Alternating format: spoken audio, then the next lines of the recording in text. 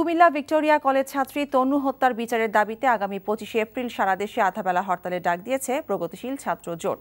দুপুরে এই দাবিতে স্বরাষ্ট্র মন্ত্রণালয় ঘেরাও কর্মসূচি পালন করতে গেলে 3 দফা পুলিশি বাধার মুখে পড়ে ছাত্র সংগঠনটির নেতাকর্মীরা।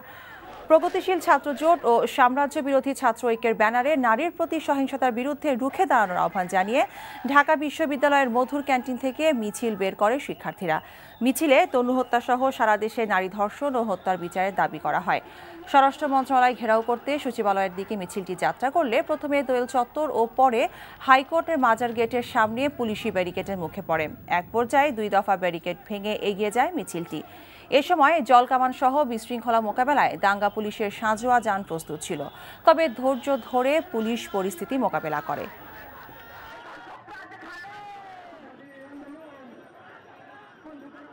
এই ঘটনার প্রেক্ষিতে কোনো হত্যার সুষ্ঠু তদন্ত ও বিচারের দাবিতে এবং সারা দেশব্যাপী নারীর উপর যে সহিংসতা হচ্ছে তার প্রতিবাদে আমরা আগামী 25 এপ্রিল সারা দেশে অর্ধ দিবস হরতাল ঘোষণা করছি। আগামী 25